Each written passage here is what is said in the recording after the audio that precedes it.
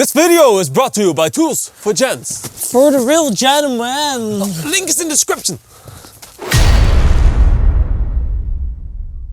Well, hello, ladies and gentlemen. Oh, we have to talk about all kinds of stuff that we have not got here on the table, like the DBK knife. Yeah, crazy, And crazy. this is going to be a podcast, and I'm going to be the host for today because I've got all the questions in front of me. And what are we going to talk about, Maarten? Well, you tell me, you host. That sounded like an insult. Anyway, we made a video 2 weeks ago now. Yeah. About a Damascus steel knife, which caused a little bit of a stir in the knife community. Yeah. Because it bent like crazy. And we got a very, very big update on the DBK knife. Yeah, we have. Which we are going to talk about a little bit at the end of the video, because we want to spread it out that you watch this whole video. But the first topic that I'd like to how do you say that? The first topic. Yeah, but see, this is why I am the host. But I want to introduce the first topic. Were you pressing out a fart? No. It looked a little bit like you were pressing out a fart. I was pressing out the first topic. Oh, and what is that? And that is the giveaway. Because this is the last week that you can participate in this crazy giveaway. Do you know it? We are giving away 2 knives from Melanica, a Leuku, and a Puko. So we are also giving away the Ermin knives, the Zlatus. 3 Joker knives, which were amazing. And we're giving away the Civivi Odium. Yeah. And the Falkniven A1X. What we are going to talk about is essentially a bit of behind the scenes material. It's going to be a little bit of a knife nerd video. So if you hate that kind of stuff, this is not going to be your video. And why we are or are not bushcrafting or survival experts. To prove you, by the way, that we are going to talk about the DBK knife. There's one here. We have got one right here. Okay. Well, so... You're sorry, you're very boring. I gotta say okay. You know, the video 2 weeks ago was about the Zlatus knife. Yeah, the Zlatus. And it is a Damascus steel knife. And we said in the video that Damascus does not exist anymore. Like it originally was the woods steel. It was originally made out of wood steel, and wood steel, it doesn't exist. People don't know how to make Damascus like that anymore. It's a lost technique. So everybody who says, "Yeah, I know a knife maker who can," no, you don't, because it doesn't exist anymore. It is gone. And also people say, you know, it was a very good steel for that time. But the modern steels have surpassed that steel. Yeah, and I've heard a guy from the knife community whose nickname was Woods died. Damascus steel knife, why it caused such a uproar was because people said, yeah, the knife is not made for this, and blah, blah, blah, blah. Well, the truth is that people kind of misunderstand our videos. Yeah, Mikkie? And they think we want to show people that how to use knives and stuff. But Mart, I think you can explain. Can I elaborate a little bit on that? Yeah, what kind of a channel are we? We are a knife channel, Mikkie. Mostly knives. Look, we call Bushcraft Knives because we cover a lot of bushcrafting knives. Because we use knives for the outdoors. But look, we know some bushcraft, but we are not the bushcraft experts to go to for, you know, learning how to bushcraft. Yeah. We are the channel to go to learn about knives and see if a knife is good and whatnot. And we use knives for tasks that they are not designed for. Why is that? Why do car manufacturers run their cars into a wall? Well, it's not made to be run into a wall. Because it is a big brain activity. That's why they do it. It is mainly because you need to know the limits of your knife. And that's why we do it, so you don't have to. You know, and I sometimes think that my girlfriend would really fit into one of those factories because she really likes to drive my car into a wall very often. But that's off topic. Oh, no. Sorry, continue. But look, I mean, why try a hunting knife for batoning and not for hunting? First, we're not hunters. Yeah. We would look like fools if we did. Yeah. But we are not even allowed to hunt in the Netherlands without a license. But mainly because we test knives for the outdoor task. So we checked how is this knife heat treated? How does the steel hold up? Yeah. Could you use it as a bushcrafting / hunting knife? Yeah. Well, the answer was no. You could still use it as a hunting knife, just not. Yeah, and that's what we do. Why use a hunting knife for bushcrafting stuff and not just a bushcraft knife? Because we have used a lot of hunting knives in the past as a bushcrafting knife, and they actually surpassed a lot of bushcrafting Mikkie, knives on stuff that we want. Our teacher, Wako-san, from the Virtual Vice channel. Yeah. I think he is a big example. He hunts really a lot. I don't think many people can say they have shot as many there as this guy. Yeah. But he uses his knives for both bushcrafting and hunting, and also because when you're in a mountainous area in the snow, you might have to be able to depend your life as well on your hunting knife. And that's why most hunters in the Netherlands just carry a kitchen knife, because you will never have to survive here. No. A lot of people, a lot of hunters, they carry a knife, like a folding knife, which actually has a razor blade as a knife, which you can just replace. Yeah. Which always will be sharp, which is pretty, I mean, if it works, it works. It works, doesn't it? But would you say that the settlers in America, that they went to the East Coast, West Coast, and that they were like, oh shit, we have to survival. Fuck, I didn't bring my survival knife. Yeah. I only brought a kitchen knife. Now how am I going to chop this branch? It is actually a funny thing that you say this, because one of the knives that evolved like a bushcraft knife is the Bowie. No, look, was actually a kitchen knife, which was the Nesmuk. The Canadian settlers used the Nesmuk, but it was like a really sturdy butchering knife. Yeah. And it became the knife that people also used for bushcrafting. So it evolved kind of from a knife that you would use for hunting and food prepping to a real bushcraft knife. But it was a knife that you would be able to depend your life on. Because it was made like a brick. Yeah. I just love these kind of stories actually. But that's what we really like to, experiment out of the box. I mean, Melanica knives, that knife is made actually for wood carving. The puko actually means small knife. What was it in Finnish? Yeah. And the leuku just means big knife. Yeah. But the small knife is not made for batoning. But how amazingly cool is it that in 2022 we now have knives that small, that thin, which can actually baton and keep a razor sharp edge. I mean, that's why we have this channel. That's what we love about knives. What we love about knives. And we, of course, we have been bushcrafting since we were little kids. We have so much film footage of this. And I think people also tend to forget, and I also saw, I can't remember what this guy's name was, but this German bloke also make a reaction video to us, which I actually liked, but I couldn't really understand. But I think a lot of people don't actually realize that we have been and are quite passionate bushcrafters in our own rights. So we don't go on fancy trips bushcrafting, but we have practiced all kind of bushcrafting skills, like all kind of ways, like making a fire, like friction fire, fire with charcoal, fire with a flint and steel, fire with a... But we don't go on fancy trips, but I just have this privilege that I have my own forest. And not a lot of people here have it, so they go on trips, but we could... I mean, we practically grew up in the forest because of this. And if you... I'm like Mowgli. You also, but if you want to learn something about survival, then watch something like Les Stroud, read his book. If you want to learn something about bushcrafting, go on a course with Ray Mears. If you want to learn something about bushcrafting, Dutch Bushcraft Knives is not the channel. No, it is obviously fun, but we show you tricks and what we know, but we are a knife testing channel. And I do want to defend us a little bit in this, because we are very handsome and we've got very small penises. Very small penises. And because our penises are so small, we cannot make friction fire with those, so we had to learn it with real wood. But no, look, we of course run this channel because we love doing this, And it came from a passion. And that was Ramiers and doing the stuff. So we practiced friction fires. Yeah.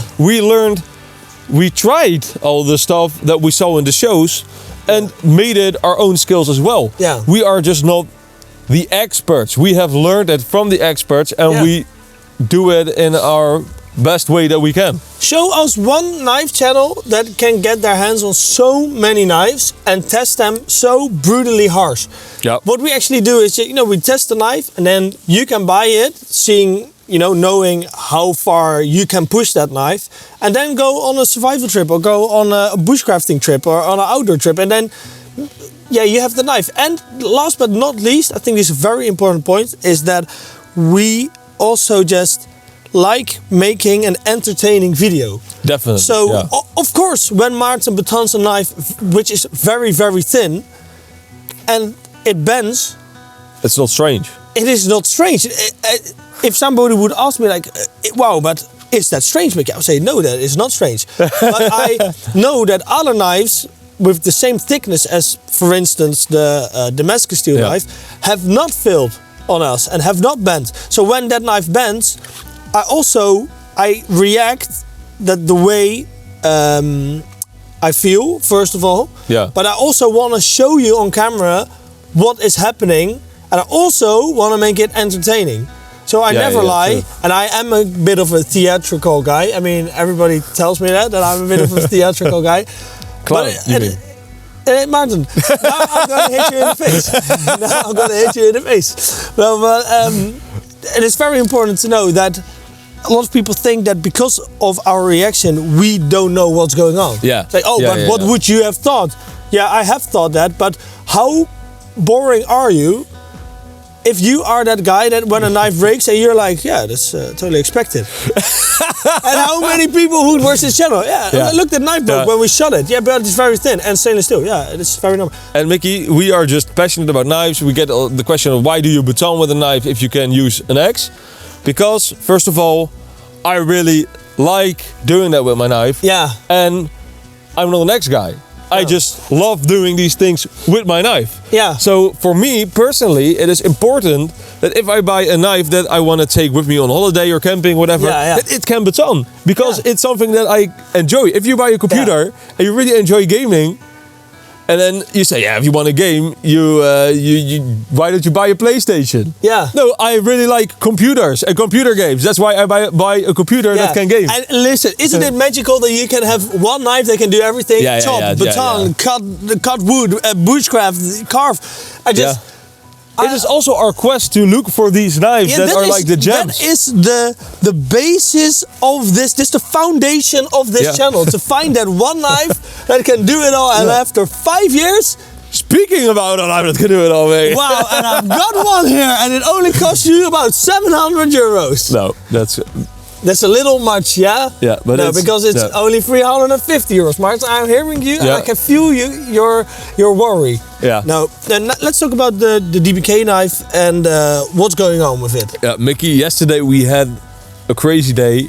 I actually had 2 crazy weeks. Yeah. Because I am just a guy who likes knives. Yeah. And suddenly I had to prepare 300 shipments. Yeah. I had no clue what to do. I was so happy that I wasn't in your position. Oh man, but I looked for the best career, or how do you say that? The best carrier for the knives.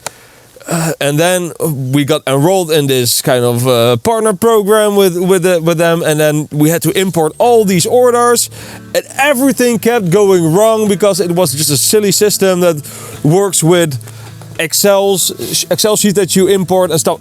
Don't gonna go into the details, but it took a really, really long time and a lot of headache. And end result, no knife for you guys. No, we're not gonna do it. We're quitting it. No. Yesterday, Mikkie, what happened yesterday? Yesterday, we did it ourselves. We packed 300 knives and they are ready to be shipped to you guys. So it is. My house is literally stacked with knives. Like multiple rows this high. Yeah. That is crazy. And shipping has probably already happened when this video is released. But It's great, man. The product is really coming to life, and hopefully we're gonna get the second batch, the second 300 knives. Yeah, we started get that done. We started at 10 a.m. and we finished around like 5 p.m. with just packing knives, putting them in boxes. Yeah. And yeah, that's crazy. The DBK knives all packed by yours truly, and if you're really lucky, you get a little penis inside your box. All by yeah. I can't get it out, Maarten. But this is what it looks like. You get a little TRC sticker, which is worth about 10 grand. Yeah, for some people, they might have fallen out of the bag. Yeah. I do want to say that if you get your knife, it's going to be really tight in that sheath because the leather is very rough. Leather works. I mean, over time, leather will stretch a little bit. So it is important that the first time the knife is really tightly fitted in there. Yeah, so this knife is going to be tightly fitted in your leather sheath. Yeah. It's not going to fall out, also not when you use it for around 3 years. But yeah, just use your knife and it's going to be looser.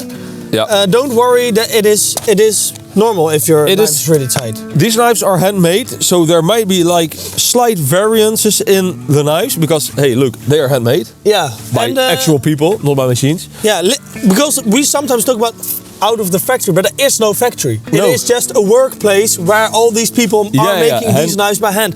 And I do want to say, and I want to end the video on that, Maarten, as your host, I want to talk a little bit about how we thought of the DBK knife and why it kind of looks...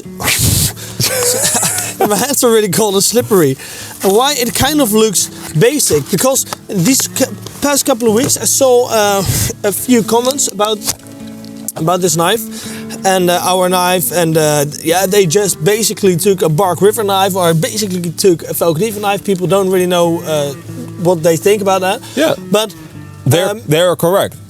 We took literally inspiration of all knives that we have ever tested and put it in one knife. So that's basically what we done. So and if you see, mostly our favorite knives, Mikkie. We took measurements from the NL5. We took measurements from the Bark River Gunny. We took measurements from the Bravo 1. We took measurements from the Aurora. And also very specific measurements because not all gunnies are the same. It was literally my favorite gunny, which I have measured because that's the only one that I think is perfect in the hand. Yeah. And we tried to put that in here. Obviously, it is not the same because definitely not the same. We wanted more stuff in here, but also the handle's a little bit longer, I think, than the gunny. Yeah, because people like that because they have a little bit bigger hands than us, which also means they have a lot bigger penises than we have. Look, I think that's okay. No, but that is okay. We don't need to worry about that. But I think, Mikkie, that you can make a crazy design that looks fantastic, but knives are ancient tools. They have been around for millions of years. Yeah. Or at least thousands of years. I would say since the Stone Age, because they used knives. Okay, they didn't make nice handles back then, but knives like these have been around for thousands of years, and they have been proven. Simple shapes, like the Loku, like this, like the Puko, they are proven designs. Why would we make something that looks fancy but is unproven and will probably never prove itself because it's just not as good? Yeah, and that brings us to the last point. This is literally like evolution. This is like the fifth last point. Yeah, this is literally evolution. In around 100 years, these things will have a beating heart and a placenta in it. It's unbelievable. A placenta? Now, I want to eat it. It looks... People say, some people say, it looks a little bit boring, but actually for us, this is the look that we like. Yeah. Boring, but elegant, stylish, minimalist. Exactly. We don't like... I mean, I do like if it would have like a rose etched into it, but then we have to make a choice. Okay, is it going to be another 100 euros per knife more expensive? No. We wanted to make it as cheap as possible, and even then, we couldn't get it cheaper than 350 euros. No. And why is it that expensive? Just in short, it is that expensive because every knife is handmade and hand finished. And we cannot order 10,000 in one go. Every knife has the best quality check that you can get in this world because every knife is handmade, and there will not be any faulty knives. And if there are, you can mail us. Yeah. And that was our quest, to like kind of make the most perfect, and unbeatable, great knife. And we just know the heat treatment is always spot on with TRC. Yeah. And so we went also for the top brand, and and there's also a little rumor that we only went with TRC because Bark River they declined us. Yeah. Well, actually, Bark River never said no to us. We were like kind of how do you say that? Exploring our options. So we sent a mail to Bark River, to Velknieven, to TRC, and all at the same time. Yeah. And Velknieven said no. Velknieven said no. Yeah. And I appreciate that. Yeah. Bark River, they said, of course, that can be done, and then never came back to us. And we have that actually in a message. Yeah. So for all the people, we could show the message, but we are not going to do that. And after seeing the TRC Apocalypse, we were so impressed with the quality and the finish of that knife that from that moment on that we made that knife, we started to contact TRC. Will you please make our knife? Yeah. And they were the only ones because... Hey. Yeah, and so we agreed with them before we got any answer from Bark River, which we actually never got. So. Yeah, but hey, we know it's expensive for some people, so we are also, of course, working behind the scenes on the more budget knives, and probably at a more premium knife as well. Yeah. What price point can people expect the budget knife? And what are we working on? Do we want to tell that yet? Yeah, we can just say, Mikkie, we're aiming below 100 euros. Yeah. If it was up to me, it would be 100% under the 80 euros. Yeah, but we have to see how realistic that is. Yeah, exactly. Okay, well, ladies and gentlemen, please thank you for watching the podcast. I think that's the end. Yeah. I don't know what else to say. I think we literally said everything there was to say about this channel. Except like, subscribe, check us out, 1 p.m. PDT. Don't forget to join the giveaway if you want to support us. Using a big brain of yours again. Yeah. And bye. Stay sharp. That's very cool saying. Very cool saying. I really hope that both the cameras have filmed.